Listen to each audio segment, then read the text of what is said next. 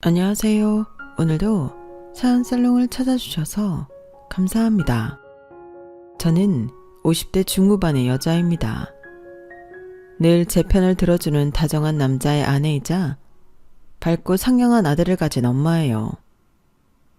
이렇게 행복한 가정을 갖고 있는 제가 사연을 쓰게 된 이유는 바로 제 인생을 통틀어 가장 오래된 복수가 얼마 전에야 완성됐기 때문인데요. 복수를 하기 위해 이를 갈면서 살기보다는 그저 묵묵히 제게 주어진 것들에 만족하고 가장 최선의 길을 걷기 위해 눈앞에 놓인 소중한 것들에 집중을 하며 살았어요. 그렇게 살다 보니 저도 모르는 새 지금의 삶이 저를 괴롭히던 것들로부터 많이 멀어져 있더라고요. 제 남편은 이남 중 차남으로 태어났어요. 아주버님은 그 시절 소위 개천에서 용났다고 말하는 어려운 환경에서도 혼자 열심히 공부해서 서울대학교에 간 보기 드문 자수성가형 엘리트였죠. 집안의 장남으로서 한 몫을 해야 한다는 부담감과 압박감 속에서 아주버님은 늘 공부에 대한 강한 압박이 있었다고 했어요. 그에 반해 저희 남편은 본인이 하고 싶은 일을 찾는 것에 집중하면서 비교적 자유로운 학창시절을 보냈고요. 시부모님께서는 두 분 다 교육열이 강한 분이었는데 아주버님이 서울대에 입학한 후로는 기뻐하시다 못해 거의 엘리트주의가 되신 케이스였어요. 그래서 아주버님이 오랫동안 연애해온 여자와 결혼하려고 했을 때 상대방의 학력이 아주버님보다 훨씬 낫다는 이유로 결혼을 반대했다고 해요. 그 여자와 헤어진 후 아주버님은 꽤 오랫동안 방황을 하셨어요. 아무도 만나보려고 하지 않고 결혼에 대한 욕심도 없으셨죠. 그래서 저희 부부가 더 빨리 결혼을 했어요. 요즘은 그런 거 없다고들 하지만 저 때만 하더라도 동생이 형보다 먼저 결혼한 건 정말 흔치 않은 일이었거든요. 하지만 이대로 뒀다간 저희 남편 홍기까지 다 지나가겠다 생각했는지 시부모님께서 저희를 얼른 결혼시키셨죠. 물론 저라고 처음부터 고운 시선으로 봐주셨던 건 아니에요. 제가 처음 인사를 갔을 때 어머님의 차가운 눈빛은 아직도 잊을 수가 없거든요. 그래서 우리 둘째 며느리 될 자네는 학교는 어딜 나왔는가? 아, 저는 고등학교까지만 다녔습니다. 저희 집 형편이 그리 좋지 못해서 대학에 가면 부모님께 큰 부담이 될 것 같아서요. 제가 하고 있는 일도 꼭 대학이 필수인 일은 아니기도 하고요. 뭐? 안 그래도 요즘에 대학 안 나온 사람이 어디 있나? 안 그래요, 여보? 아유, 그러게. 아무리 여자들이 결혼하고 애 낳고 하면 집안일 하느라 대학 졸업장 같은 거 다 의미 없다곤 하지만 그래도 나온 거랑 안 나온 거는 천지 차이인데 공부를 좀 더 세부적으로 하는 것도 그렇지만 그 안에서 또 하나의 작은 사회를 배우기도 하거든. 남들은 대학 다니면서 작은 사회를 배우는 시기에 저는 진짜 사회에 나와서 많이 배웠어요. 너무 걱정 마세요. 아, 그래도 우리 집안 체면이 또 있는데 이렇게 가방끈이 짧은 며느리가 들어와서 적응이나 제대로 할 수 있으려나 모르겠네. 끝까지 저를 못마땅해 하던 시부모님께서는 아주버님이 본격적으로 방황을 시작하고 난 뒤늦게 정신을 차리시고 저희를 결혼시키셨어요. 네 형, 보라는 선도 안 보고 맨날 퇴근하고 집에만 틀어박혀 있으니 니네라도 조금이라고 젊고 예쁠 때 얼른 결혼해라. 저희로선 거절할 이유가 없었죠. 그렇게 저희가 결혼을 하고 잘 지내는 모습을 지켜보던 아주버님께서 어느 날 드디어 결심을 하더라고요. 나도 더 늦기 전에 좋은 사람을 만나보기는 해야겠다. 너희들이 서로 의지하며 잘 지내는 모습 보니까 정말 보기가 좋네. 그래, 형도 얼른 마음 잡고 그분은 잊어. 형이라면 분명 더 좋은 사람 만날 수 있을 거야. 그렇게 아주버님은 시부모님의 주도하에 선을 나가서 지금의 형님을 만나게 됐어요. 형님은 중산층 가정에서 경제적인 지원을 많이 받고 자란 데다 서울대학교 동문이라 부모님이 생각하신 아주버님의 짝으로 이보다 더 적절할 수가 없는 분이었죠. 그래, 드디어 네가 내 짝을 찾았구나. 참 잘 어울린다, 잘 어울려. 그땐 너도 우릴 많이 원망했겠지만 세월 지나보면 알 거다. 너처럼 공부도 많이 하고 똑똑한 애가 일자 무식인 여자를 만나면 아무리 사랑해도 언젠가는 수준 차이가 나게 되어 있어. 아주버님은 별 말씀 없이 웃기만 하셨지만 저는 아직도 그 장면이 떠오르면 섬찟해요. 처음에야 제가 고졸인 것에 불편함을 드러내셨지만 시간이 지나면서 저를 며느리로서 있는 그대로 인정해 주신다고 생각했거든요. 그런데 그때 그 말씀을 듣고 여전히 시부모님께서 저에 대해 그런 편견은 거두지 못하고 계시구나 깨달은 순간이었거든요. 그래도 다행인 건 그 후에도 시부모님은 제게 대놓고 내색하지는 않으셨어요. 하지만 모든 건 형님께서 들어오시면서 달라졌죠. 아주버님께서 결혼하시고 온 식구가 다 같이 맞는 명절 때였어요. 본격적으로 형님과 마주보고 대화하는 건 처음인지라 제가 다 떨리더군요. 형님께서도 며느리라는 동질감에 저에게 궁금한 게 많은 모양인지 제 옆에 바짝 붙어 앉으시더라고요. 동서, 남편한테 들었는데 동서는 그림 그리는 사람이라며? 네, 맞아요. 소설책 사파를 그리고 있어요. 와, 정말 멋지다. 그럼 미대 나온 거야? 나도 미대를 정말 가고 싶었는데. 미대 나온 여자 정말 멋지잖아. 그런데 나는 그림에 딱히 소질도 없는 것 같고 부모님도 공부해서 공부로 대학 가는 게 최고라고 늘 입에 달고 사셨어서 결국 이렇게 됐지 뭐야. 에이, 무슨 말씀이세요. 공부하셔서 우리나라 최고의 대학교에 가셨잖아요. 정말 멋지세요. 그래 보여? 그래도 어차피 결혼하고 일도 안 하는데 뭘. 나도 동서처럼 그림 같은 거에 재능이 있어서 미대 생활도 즐기고 돈도 벌고 했으면 참 좋았을 텐데. 역시 재능 있는 게 최고라니까. 저 형님, 그런데 저 미대는 안 나왔어요. 대화가 내내 뭔가 찜찜하다 싶더니 제게 묻지도 않고 당연히 미대를 나왔을 거라고 생각하는 형님의 말 때문이더군요. 물론 보통 그림 쪽 일을 한다고 하면 자연스럽게 미대 출신이라고 생각을 하기 마련이니 처음에는 괜찮았어요. 그런데 형님의 호들갑스러운 반응에 그때부터 묘하게 불편해지기 시작했죠. 뭐? 미대를 안 나왔다고? 그럼? 전공은 아예 다른 쪽인데 일은 미술 쪽을 하고 있는 거야? 그거야말로 더 대단한 거 아니야? 원래는 전공이 뭔데? 저는 대학을 안 나왔어요, 형님. 고등학교 졸업하고 바로 이쪽 일 시작해서 여기까지 오게 된 거예요. 뭐라고? 대학을 안 나와? 참 웃긴 게 대학을 안 나왔다는 말 한마디에 무슨 사람을 벌레 보듯이 보더군요. 순간 제가 무슨 외계인이라도 된 듯한 기분이 들었어요. 왜요? 무슨 문제라도 있나요? 아니, 사실은 내가 대학을 안 나온 사람은 처음 봐서 그런 사람들은 멸종된 줄 알았거든. 네? 대학 안 나온 사람 꽤 많아요, 형님. 주변엔 별로 없었을 수도 있겠지만요. 아, 그래? 아, 미안. 내가 태도가 좀 이래도 그러려니 해줘. 정말 당황해서 그래. 신기하기도 하고 좀 이상해 보이기도 해서. 이상할 것까지 있나요? 그냥 다른 사람 사는 대로 살고 있는데. 뭐 그거야 그렇지. 그날의 대화는 그렇게 어색하게 끝이 났어요. 내내 기분 나쁘고 불편했지만 한편으로는 이해가 전혀 안 되는 것도 아니었어요. 워낙에 살아온 환경이 다르니 형님 입장에선 그럴 수도 있겠다 싶었거든요. 사람이 너무 놀라면 본인이 실수를 하는 줄도 모르고 실수할 때도 있는 법이니 굳이 이런 걸로 기분 상하지 말자고 스스로를 많이 다독였어요.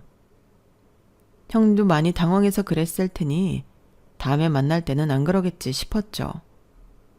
하지만 그건 제 착각이었어요.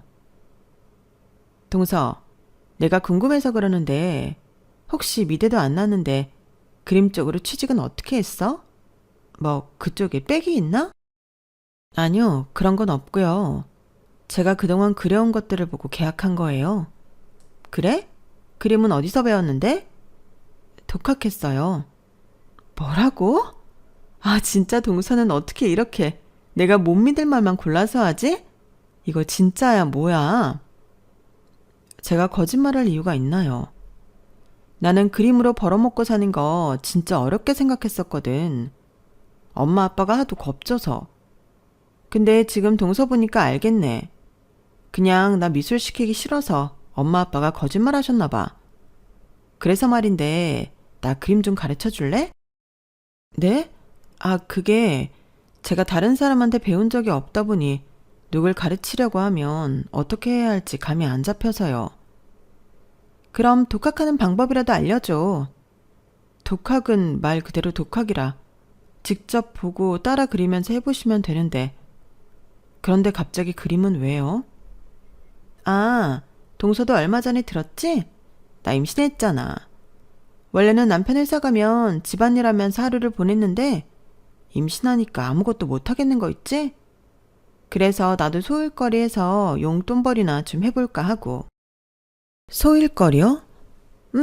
나도 그림 좀 배워서 표지 그려보게. 동서 하는 거 보니까 수입이 꽤 짭짤해 보여서. 어차피 미대 출신 아니어도 다 써주는 거 보니까 나도 좀만 배우면 할 수 있을 것 같은데? 대놓고 깔보는 듯한 말투에 기분이 상했어요. 이 일을 하기까지 저도 정말 오래 걸렸거든요. 거의 독학으로 배웠다 보니 배우는 속도도 느렸고 제 그림이 업계에서 인정받기까지도 많은 시간이 걸렸어요. 수많은 실패를 거듭하면서도 포기하지 않았던 건 그만큼 그림에 누구보다 애정과 열정이 있기 때문이었어요. 그런데 그렇게 힘들게 개척한 길을 대학을 나오지 않았다는 이유로 쉽게 본다는 게 화가 나더라고요. 형님, 제가 하는 일이 쉬워 보이세요? 응? 누가 쉬워 보인대? 왜 괜히 자격지심이야? 형님이 방금 하신 말씀을 잘 생각해 보세요.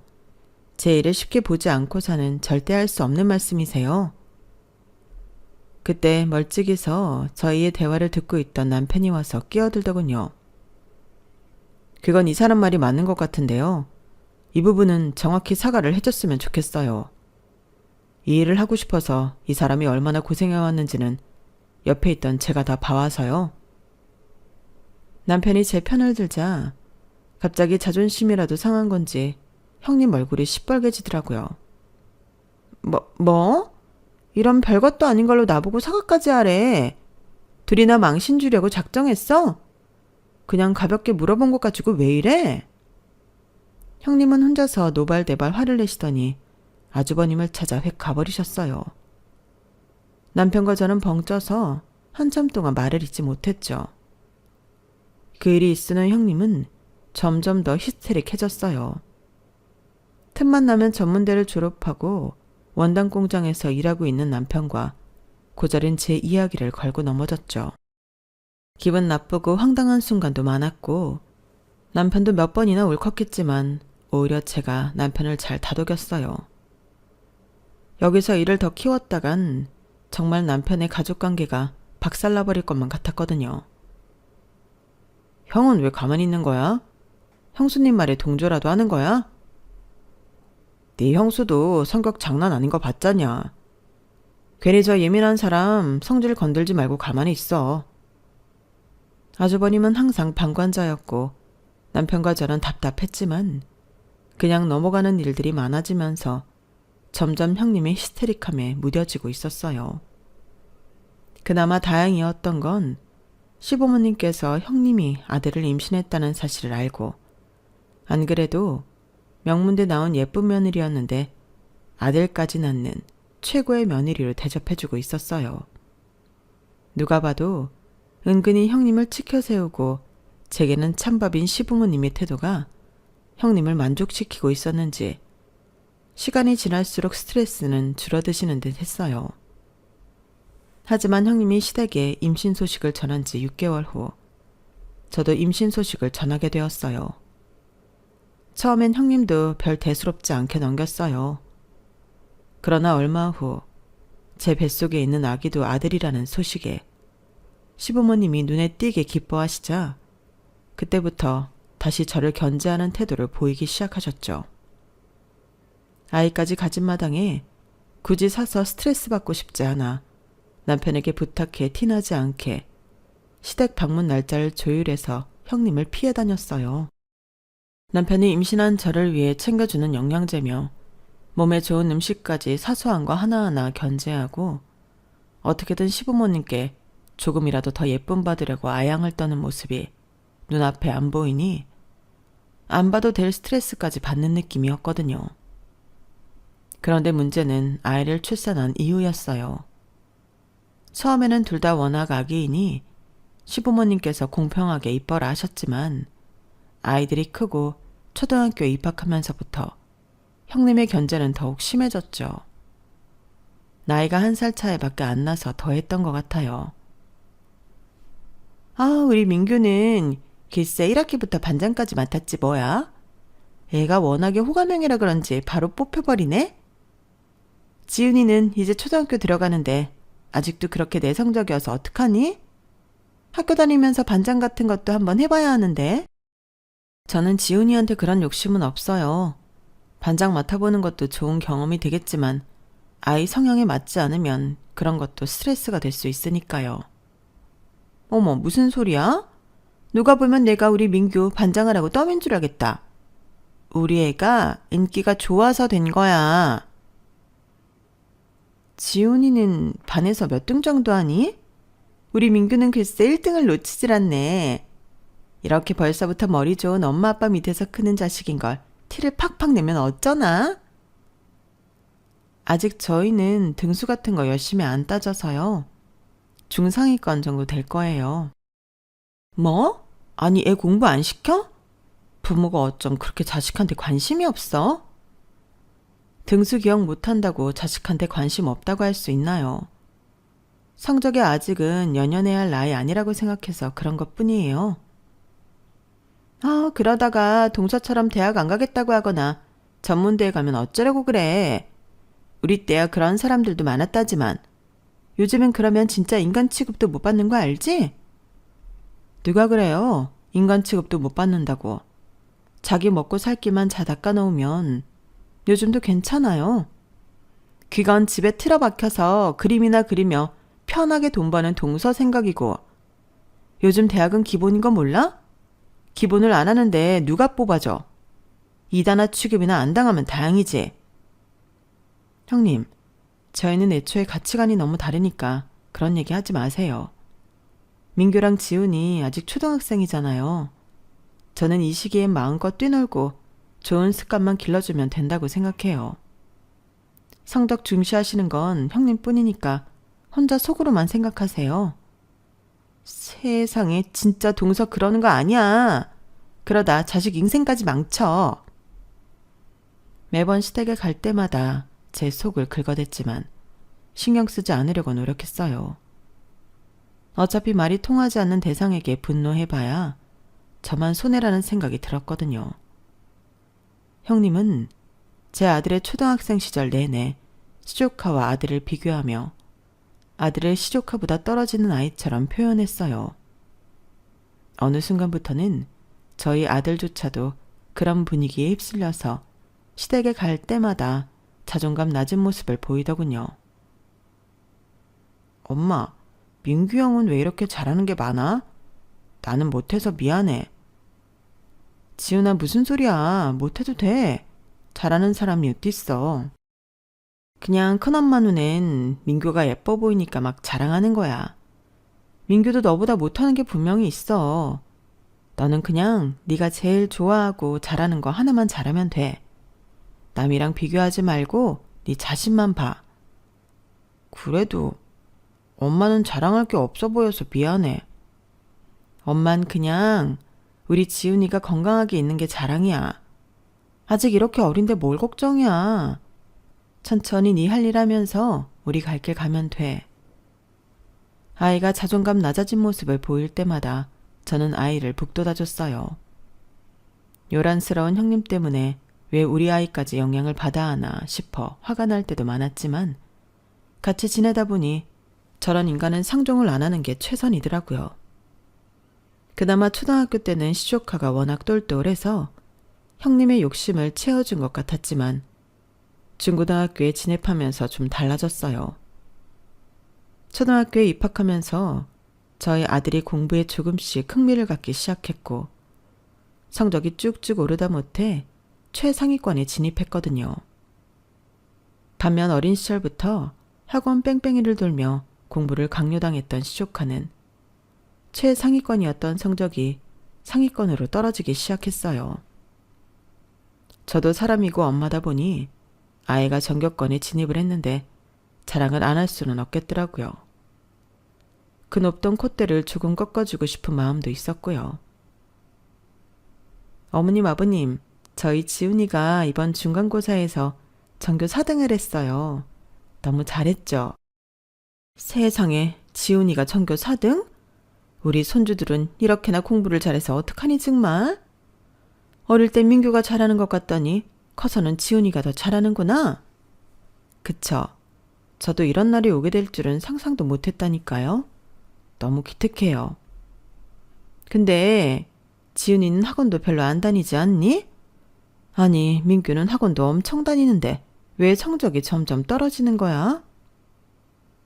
성적이라는 게 원래 오르기도 하고 떨어지기도 하는 거니까요. 민규도 열심히 했겠죠. 참나, 지금이야 좀 탄력을 받았나 본데 어쨌든 공부는 유전이고 장기전이야.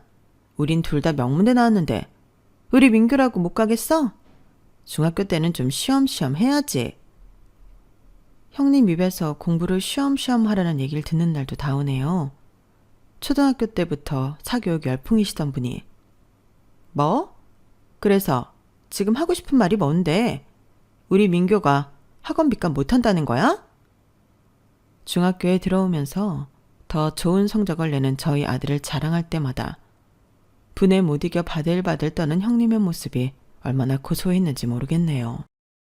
하지만 그것도 초반에 2-3번 하다 말았어요. 형님과 딱히 그런 피곤한 신경전을 이어가고 싶은 마음은 없었거든요. 다행히 제가 안 하니 형님 입장에선 더 자랑할 것도 없어서인지 잠시 휴전 상태에 이르렀어요. 하지만 애들이 고등학교 들어가면서 또 달라졌죠. 엄마, 저 컴퓨터 학원 보내주시면 안 돼요? 응? 갑자기 무슨 컴퓨터 학원? 진로를 그쪽으로 잡고 싶어서요. 엄마가 늘 말씀하셨잖아요. 잘하고 하고 싶은 걸 찾는 게 중요하다고. 아, 그렇긴 하지만 지금 이렇게 성적이 잘 나오는데 컴퓨터 학원에 가면 조금 성적이 밀리지 않을까? 우선 원하는 대학, 원하는 과에 합격한 후에도 늦지 않지 않니? 제가 원하는 대학, 원하는 과에 가려면 학원에서 미리 준비해야 해요. 다 알아보고 말씀드리는 거예요. 아들의 올곧은 태도에 마음이 흔들리더라고요. 사실 중학교 내내 전교권 성적이던 아들이 다른 걸 준비해야겠다는데 저도 부모인지라 썩 반갑지는 않더라고요. 하지만 조금 더 생각해보니 아들이 원하는 길을 반대하면서 공부를 시키면 도대체 형님과 다를 게 뭔가 싶은 생각이 들었어요. 그래서 허락을 해줬죠. 당연히 아들이 흥미를 가질 만한 일을 찾은 후에는 성적이 떨어졌어요. 지훈이는 고등학교를 왜 그런 데를 갔어? 성적 그렇게 좋다고 자랑을 하길래 좋은 학교 갈 줄 알았더니? 본인이 하고 싶은 걸 찾았다는데 밀어줘야죠.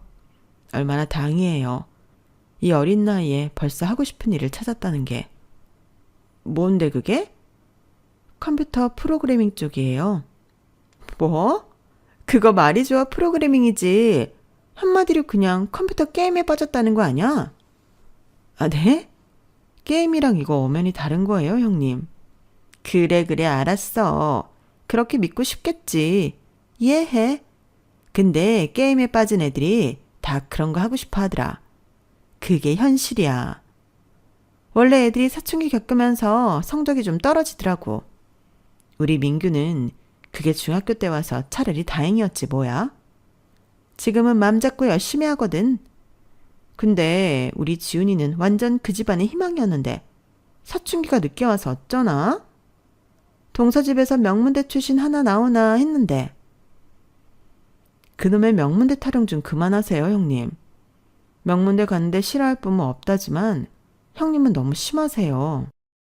저는 아무리 공부 잘해도 어릴 때 제대로 뛰어놀던 기억조차 없이 내가 하고 싶은 게 뭔지도 모르는 채 사는 것보다는 이렇게 키우는 게 좋아요. 그냥 가치관이 다른 거라고 몇 번이나 말씀드렸잖아요. 형님이 우리 지훈이 불쌍해하듯 저도 민규 불쌍한 건 피차 일반이니 속으로만 생각하세요. 어머머? 동서 진짜 웃긴다. 우리 민규가 불쌍하긴 뭐가 불쌍해? 이대로만 가면 탄탄대로인데. 잘 나가다 딴 길로 샌 지훈이가 불쌍하지. 이런 걸 부모가 바로잡아서 바른 길로 인도해야 하는데 동서 그거 부모 역할을 제대로 못하는 거야. 그렇게 생각하시면 할 수 없죠. 그냥 부모 역할 못하는 부모 할게요. 됐죠? 여보, 왜 또 형수님이랑 싸우고 그래. 말도 섞지 말라니까. 형수님도 제발 그만 좀 하세요. 우리 애는 우리가 알아서 키울 테니까. 형도 가만 보고만 있지 말고 좀 말려라. 그래, 민규랑 지훈이랑 똑같이 키울 순 없잖아.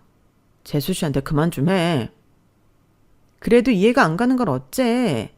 지훈이같이 지원 안 해줘도 스스로 공부하는 똑똑한 아들 우리 밑에 키웠으면 수제소리 들으면서 자랐을 텐데. 아무튼 이래서 지원도 받아본 놈이 할 줄 알고 공부도 해본 놈이 잘한다는 말이 괜히 있는 게 아니라니까. 형님은 고등학교에 들어가 저희 아들은 다른 길을 택하고 자기 아들은 최상위권에 다시 안정적으로 들어가니 아주 기고만장해져서는 저희 집을 깔봤어요. 그러다 시간이 지나 결국 시옥하는 명문대에 합격했어요. 민규야, 서울대에 붙었다면서? 정말 축하한다. 어릴 때부터 공부하는 모습만 본 것 같은데 그 노력이 이렇게 빛을 발하는구나.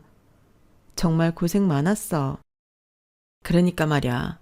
이제는 네가 하고 싶은 것들 좀 마음껏 하면서 살아라. 잘했다. 형님이 얄미운 건 둘째치고 시조카는 참 착하고 반듯한 아이였기에 진심으로 축하의 말을 전했어요. 그랬더니 시조카가 울먹이더군요. 감사합니다, 작은 엄마, 작은 아빠. 뭘 그렇게 호들갑이야. 나는 우리 아들이 서울대 갈 줄 알았는데. 나도 서울대, 이 사람도 서울대인데 아들만 못 가는 게 말이 돼? 서울대도 유전이라는 게 있다니까. 난 뭐 좋긴 한데 당연한 거라 그렇게까지 기쁘진 않아.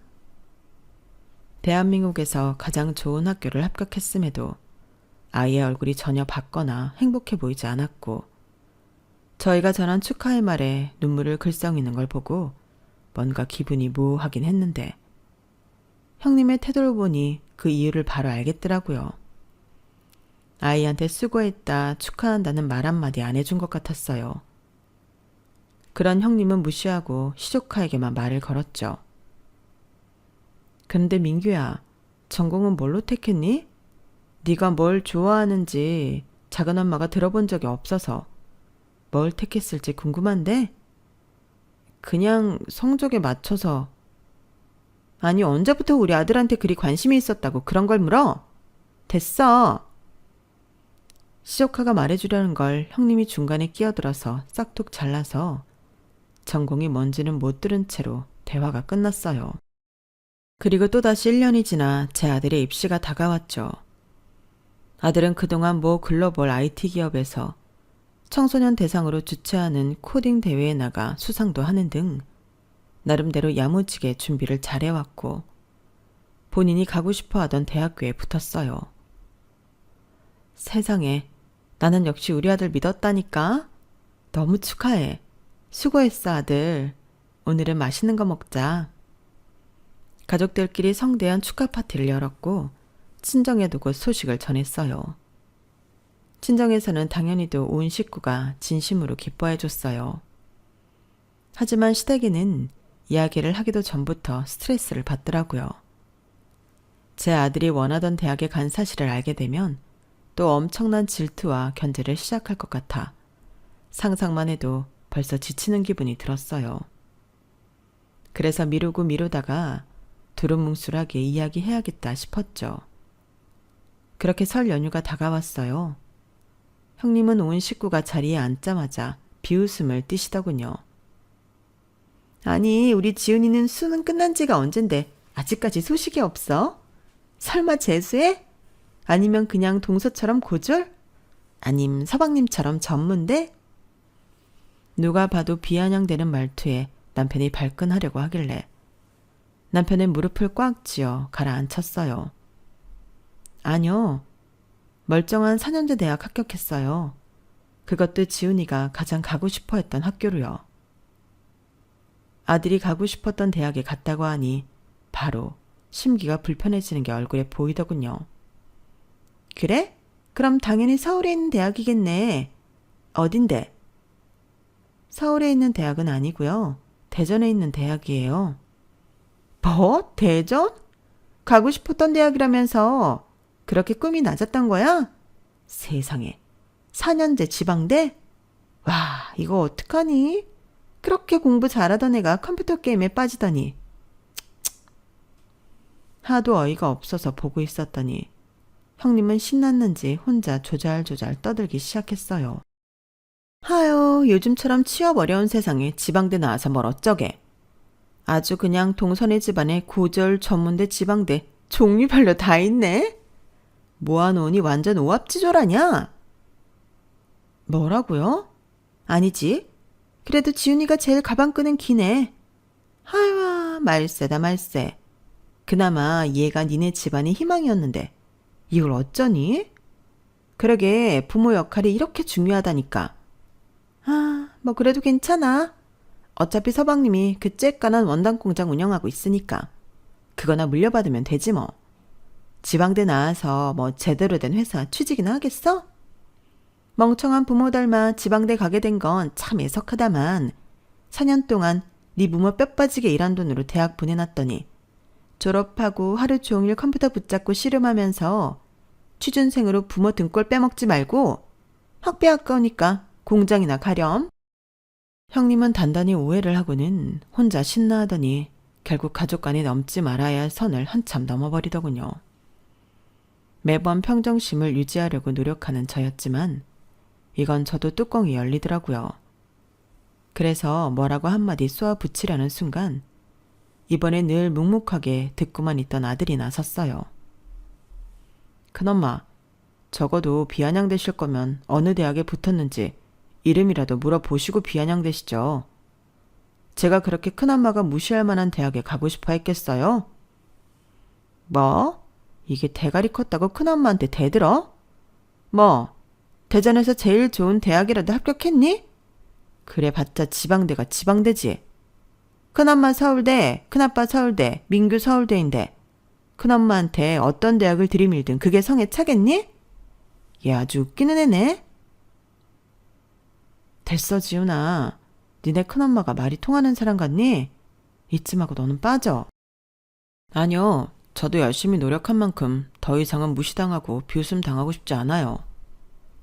어른 싸움에 애까지 휘말리게 하고 싶지 않아서 말렸지만 아들도 이미 눈이 돌아 있더군요. 핸드폰을 켜서 뭔가를 입력하더니 형님에게 가서 화면을 들이밀었어요. 메일? 이걸 왜 나한테 보여주니? 자세히 읽어보시죠. 카이스트? 네, 보이시죠? 제가 여기 붙었다는 합격 통지서예요. 그렇게 대학 입에 달고 사는 사람이니 어떤 대학인지는 단번에 알아본 것 같았어요. 잠시 놀랐는지 말이 없더군요. 뭐, 그래봤자 서울대가 최고인 게 변해? 그래, 뭐 가고 싶던 대학 붙은 건 축하한다만 이게 이렇게 기고만장할 일은 아닌 것 같은데? 형님 기가 꺾으신 거 보니까 우리 아들 좀 기고만장해도 될 것 같은데요. 그래요, 엄마. 좀 그만하세요. 지훈아, 가고 싶었던 대학에 붙었다니 정말 부럽다. 보통은 다들 성적 맞춰서 가거나 학과도 원하던 걸로 못 가잖아. 고생 많았어. 고마워, 형. 그래도 시축한 진심으로 저희 아들을 축하해주는 모습을 보니 좀 찡하더군요. 세상에 카이스트 거기 정말 가기 힘든 곳 아니냐? 아휴, 우리 손주들은 어떻게 이렇게 똑 부러지는 애들만 있는지. 하래비의 할미도 너무 기쁘구나. 지훈이는 학원도 많이 안 보냈는데 어쩜 야무지게 자기 살 길을 찾아가는구나. 지훈이가 어릴 때부터 총명하기 남다르긴 했어요. 우리 둘째랑 둘째 며느리도 봐요. 학력이 퍽 좋지 못해도 자기가 살 길은 알아서 찾아 살잖아요. 옛날에야 우리도 대학 잘 가는 게 최고인 줄 알았지만 살아보니 그런 것 같지도 않더라. 자기가 하고 싶은 일을 찾아 해내는 게 중요한 거지. 가족이 다들 기뻐하고 축하해주는 분위기가 되자 형님 얼굴이 벌겋게 달아올랐어요. 지훈이가 좋은 학교에 가는 줄도 모르고 맘껏 비웃어댔던 게 창피하긴 했던 모양인지 그 뒤로는 입을 꾹 다물고 아무 말도 안 하더라고요. 그나마 서울대가 우리나라 최고의 대학이고 그걸 시초카가 붙었다는 것 하나만으로 자존심을 부리는 듯 하더라고요. 아무리 좋게 봐도 그건 객기 그 자체였고 가족들은 굳이 형님의 자존심을 건드리고 싶지 않아 모른 채 해주는 분위기가 됐어요. 하지만 몇 년 뒤 저희 아들이 졸업 전 모 글로벌 IT 기업에 스카웃되어 실리콘밸리로 가게 되면서 격차는 더욱 심화됐어요. 세상에나 우리 집안에도 외국에 스카웃되어 가는 인재가 있다니. 그러게요. 네, 이거 동네방네 소문내서 잔치를 벌리던지 해야지 원. 아직 졸업도 전인데 이제 마음 편히 학교 다니면서 한국생활 마무리할 일만 남았네. 그동안 할머니 할아버지 집에도 자주 놀러오고. 알겠니? 네, 할머니. 그나저나 민규는 어찌 됐니? 졸업은 진작 했고 공무원 준비는 잘 돼가니? 네, 공부하고 있어요. 너도 3학년 때부터 준비하지 않았니? 아, 어머님. 요즘 공무원 공부가 그리 쉬운 줄 아세요? 너무 닥달하지 마세요. 애 스트레스 받아요. 서울대식이나 나온 애가 공무원 준비만 벌써 몇 년째야? 좋은 회사는 못 갈 망정. 그런 건 바로 붙어야지. 하고 싶은 게 별로 없다잖아요. 그럼 안정적인 게 최고니까 공무원 시험이 제일이죠. 에휴, 공무원 좋다는 것도 옛날 말이지. 월급도 적고 이제 연금도 줄어든다는데 붙어도 문제 아니니? 어머님도 참 뭘 모르셔서 그래요. 아무튼 올해는 꼭 붙을 거니까 애한테 스트레스 주지 마세요. 우리 민규가 다른 건 몰라도 공부는 잘하잖아요. 믿으시죠? 내가 내 손주 믿어야지 그럼. 벌써 3년째인데 이번에는 붙어야지. 몇 년씩이란 못 붙고 빌빌거리지만 않으면 된다. 시부모님은 시조카를 보며 혀를 차셨어요. 그걸 보는 형님의 표정이 참 볼만하더군요. 물론 시조카의 표정이 어두워진 것은 마음이 안 좋았지만요. 아들은 몇 달 뒤 무사히 대학 졸업을 마친 후 가족들의 따뜻한 배웅 속에 실리콘밸리를 떠났어요. 제 아들이지만 꿈을 이뤄서 떠나는 모습이 참 멋지더군요. 그 예에는 안타깝게도 시조카가 공무원 시험에 또 낙방했다는 소식을 들었고 그 뒤로는 형님도 기가 죽었는지 더 이상 가족 모임에 자식 자랑을 하거나 저희 가족을 무시하고 비웃는 행위를 하지 않으시더라고요. 그렇게 몇 년이 더 지났을까요? 어느 날 남편이 운영하는 공장에 들어온 이력서를 훑어보다 깜짝 놀라 제게 달려오더라고요. 여보, 세상에 이거 민규 아니야? 뭐? 민규가 당신 공장에 지원을 했다고? 그러니까 뭐지? 민규 공무원 시험 계속 준비하고 있는 거 아니었어? 그러게. 그러고 보니 그 뒤로 어떻게 지내는지 말씀을 안 해주셔서 그냥 공부 계속하고 있는 줄 알았네. 또 떨어졌을까봐 물어보기도 좀 뭐하고 해서. 이것 봐 민규. 서울대 농업생명과학대였네. 난 이것도 처음 알았어. 아, 그럼 설마 그래서. 아들이 떠나던 날 진심으로 저희 아들을 응원하며 원하던 일을 해서 부럽다고 말하던 시조카가 떠올랐어요. 마음이 안 좋아서 이력서에 적힌 번호로 시조카에게 연락을 했죠. 민규야, 큰엄마야. 큰엄마 어쩐 일이세요? 잘 지내시죠? 그럼 다름이 아니라 네가 큰아빠네 공장에 지원을 했더라고. 공부는 그만둔 거니? 아, 그게요. 그날은 시조카와 정말 긴 통화를 했어요. 알고 보니 시조카는 농업대학에 가고 싶은 마음이 조금 더 없었지만 서울대를 성적 맞춰서 넣으려면 그곳밖에 없었고 시조카가 원하던 과는 학교 간판이 낮다는 이유로 극구 반대를 한 모양이더라고요. 4년 동안 관심도 없고 원치 않은 공부를 하면서 여러 번 자퇴도 고민했지만 서울대 포기는 우리 가족이길 포기하는 거라며 반협박을 하는 형님 때문에 중간에 관두지도 못하고 겨우 졸업을 했다고 했어요. 정 대학을 그만두고 싶다면 공무원이라도 하라는 말에 공무원 시험을 준비했지만 그것 또한 원치 않았던 공부였던지라 학교 탈출을 목적으로 하기엔 역부족이었고 그렇게 시간이 지나 억지로 졸업을 하고 나니 하고 싶은 새로운 일에 도전하기엔 너무 나이가 많은 느낌이었대요. 그래도 이제는 가장 늦었다고 생각할 때가 가장 빠르다는 생각이 들더라고요. 그래서 저도 좀 새로운 일, 새로운 도전을 해보고 싶어서 지원했어요. 저는 큰엄마처럼 그림 같은 예술적인 재능은 없으니까 큰아빠가 열정적으로 운영하시는 원단 공장에서 일을 좀 배워보고 싶었어요. 큰아빠가 일에 열정을 가진 모습을 옆에서 보면서 많이 자극받고 싶었거든요. 근데 우리가 너를 취직시켜도 되는지 모르겠다. 나중에 난리가 날까봐. 괜찮아요. 다 각오하고 지원했어요. 저한테 일을 시켜도 될 만한지 그것만 봐주세요. 저희 엄마를 생각하시면 정말 저를 쓰기 싫으시겠지만 한번 기회를 주신다면 잘해볼게요. 너 똑똑하고 야무진 거야. 우리는 잘 알지. 다만 너도 알다시피 우리가 니네 엄마한테 당한 게 많아서. 취직은 하되 너희 엄마도 반성이란 걸 좀 하게 만들고 싶구나. 그래도 괜찮겠니? 시오카는 한참 고민하더니 알겠다더군요.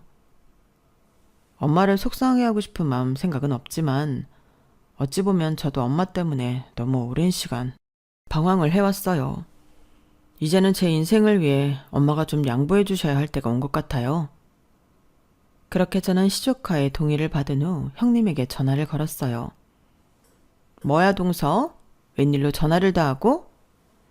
형님, 기쁜 소식 전해드리려고 전화했어요. 민규 합격시키려고요. 합격? 갑자기 무슨 뚱딴지 같은 소리야. 저희 공장이요. 민규 다음 주부터 출근시키려고요. 뭐? 누구 마음대로? 갑자기 남의 집 귀한 아들을 왜 공장에 출근시킨대? 그 귀한 아들이 직접 제 발로 일해보고 싶다고 찾아왔던데요. 이력서 보니까 농대면 의류나 원단에 대해서는 아예 모를 것 같은데 열정 하나는 좋은 것 같아서 써주려고요. 애는 야무진 거 아니까 가르쳐 놓으면 어디 쓸 데가 있을 것 같아서요. 대체 무슨 소리야? 우리 민규가 거길 왜 가? 우리 민규 서울대 나온 애야? 그런 애가 무슨 공장이야? 동서 뭐 꿈꿨어? 이게 꿈이면 민규가 농대인 걸 제가 어떻게 알았을까요? 형님은 끝끝내 숨기고 싶어 하셨잖아요. 형님이야말로 이제 꿈 깨세요. 형님은 그제서야 깨달았는지 전화기 너머로 정적이 흘렀어요. 이거 참 인생이 재미있네요. 안 그래요? 저희 아들한테 지방대 나왔으니 공장이나 들어가라 하신 게 형님이었는데 글쎄 지방대 나온 우리 아들은 실리콘밸리에 가고 서울대 간 형님 아들이 우리 공장에서 일하게 될 줄 누가 알았겠냐고요.